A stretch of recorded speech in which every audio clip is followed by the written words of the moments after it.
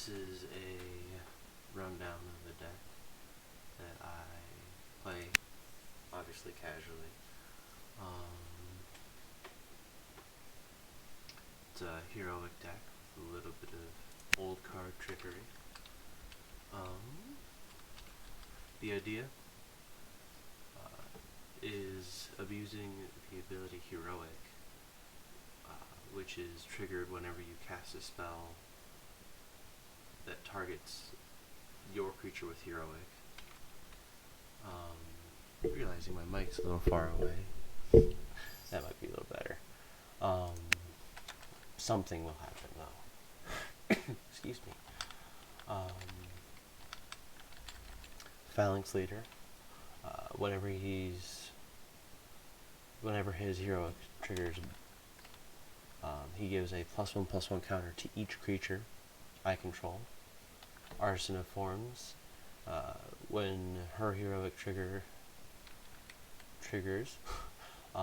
she can become a copy of another target creature and gain the ability back, so you can always just change her back to whatever you want as long as you can target her with the spell. Triton Fortune Hunter. His trigger is drawing a card. Sage of Hours. He gets a 1/1 counter off of heroic trigger, and then you can remove all +1/+1 counters from him, and for every 5 counters removed, you get an additional turn after this one. Tethmos, High Priest. His heroic trigger is recurring creature cards from the graveyard with converted mana cost 2 or less. Mindreaver. His trigger is exile the top 3 cards of target player's library, and you can also pay 2 blue, sacrifice him to counter target spell with the same name as a card exiled with him. The ways I'm abusing the heroic trigger, I have these Legends cards that cost 1 of their respective colors, and it targets any number of creatures, and they become blue for Sea King's Blessing and white for Heaven's Gate, which every heroic creature that you target of yours will have their heroic trigger off of these 1-mana spells, as well as Sway of Illusion, which is similar, but you get to choose the color. It does not matter, and draw another card, or draw a card in general. Energy Arc is kind of like a fog. The reason I'm using this instead of like Holy Day, Energy Arc lets me target my creatures, untap them, and they neither deal nor receive combat damage. For 2 mana, again, I get to target all of my creatures and remove them from combat. Remove them from damage. But it triggers heroic, and I can use it if my opponents are attacking. If I don't have anything with heroic out, I can untap their creatures and they don't deal combat damage either. I basically put Elixir of Immortality in most of my decks, because that one person who's running a mill deck, or in this case I'm going to be drawing a lot of cards through Triton Fortune Hunter, in which case I'm going to probably want to recycle my deck and maybe gain some life. I have Mirrorweave in here. I haven't really played the deck too much since I've added Mirrorweave, but I'm assuming I could pull some trickery out of this, especially like if I have enough mana to cast that and a Phalanx Leader. And I cast the Mirrorweave first, targeting Artisan of Forms, and then after everything becomes an Artisan of Forms, I can cast like a Phalanx Leader or maybe a Sage of Hours, and then cast one of my many spells to turn them all into whatever I cast after Mirrorweave. I've not done that. I haven't gotten that card since I've put it in, but it just seemed like fun.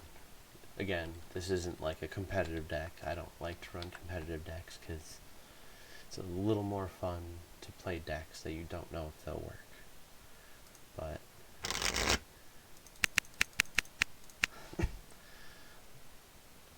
this is basically my deck.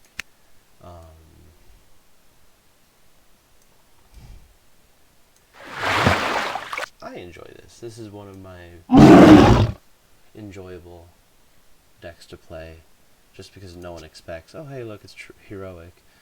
Then you throw down a thing that everything, and everyone's like, oh. I've gotten many turns out of Sage of Hours. And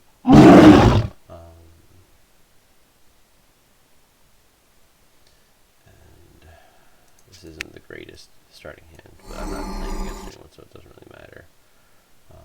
I am going to do that here.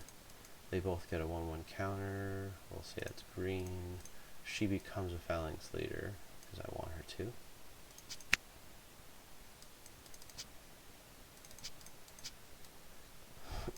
Tethmos. They all get two 1/1 counters. I have nothing in my graveyard that I can recur, so he doesn't help me at this point. And I draw a card. Perfect. Although,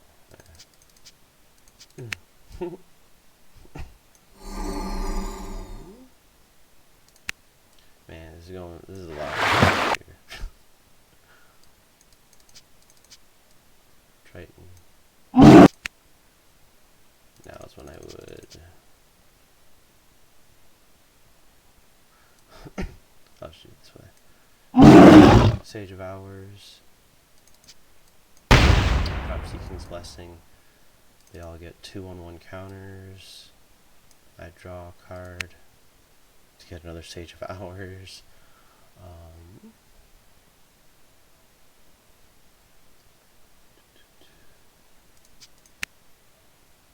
Cool, okay. I'm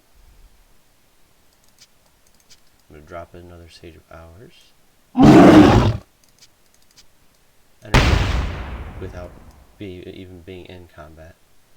You can untap creatures that are untapped, so why not? Actually, he's supposed to have an additional one. So they all get two. They get one additional. I draw a card. And then I'm going to remove all counters from this to get an additional turn after this. Gonna play Tethmos.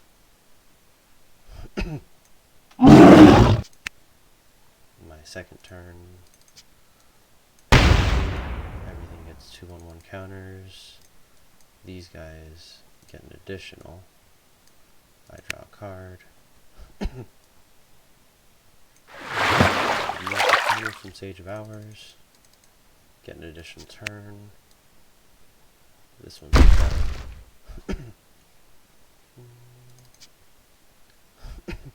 But you can see where this deck starts to get going. If I had a better starting hand, this wouldn't have taken so many turns, but once it gets going, it really gets going, if I'm not messed with. Which, you know, I expect I'll get messed with.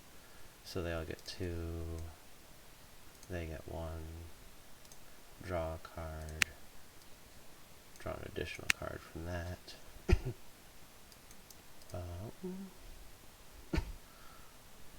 1, 2, 3, and bring it to 9. I'm going to remove the counters first.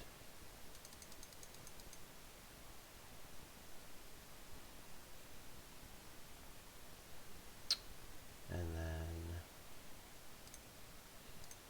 cast another Sway of Illusion. I'll get 2. Actually, what I should have been doing is, in response to their triggers, remove all the counters. And then they get 2. Then I draw 2 cards. Then I have they all get 2. I'll remove the 5 counters before the other trigger goes off, so he's at 1. Oops. Draw a card. Then they get an additional 1 each. Get another turn.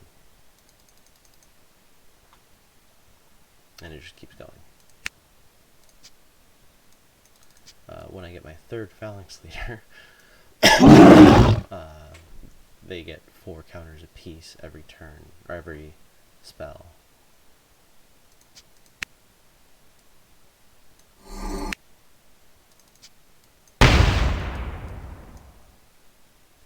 One, two, 3. Remove his counters, that's red. Then 1 apiece each. Then draw a card from Triton Fortune Hunter. Play a Triton Fortune Hunter. If I really wanted to, I could play Mirrorweave, turn everything into a Triton Fortune Hunter, and draw a ton of cards.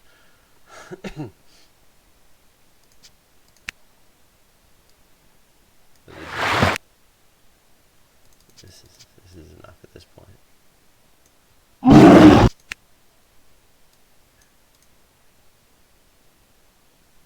I'll just see what that looks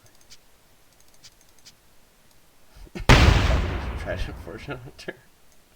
1, 2, 3, 4, 5, 6, 7, 8, 9, 10. I draw 10 cards.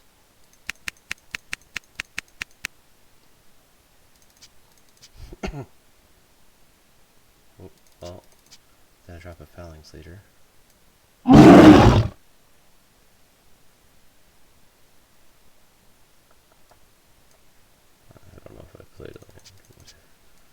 Mindreaver.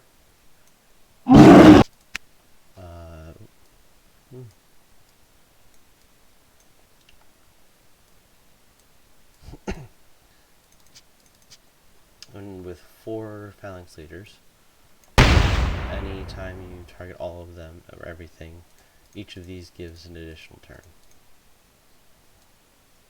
So that's 3 turns. Draw 3 cards. Draw 3 cards. Actually draw a card from that too. 3 turns. Draw cards. That's basically how this deck is supposed to play out. It's a little slow at times, but if it gets in its good in a good stride, it does pretty well. That's about all I have for this deck. If you have any ideas, feel free to put them in the comments. I do plan on making more of these videos. If you have any suggestions on better ways to make these videos. I don't have these on Magic Online. Can't make them on... I don't think I can actually make them with Magic Online with these. I don't know how far back that goes. Arena is a definite no-go. But, yeah. Thanks for watching. Have a good night, day, what have you. Peace.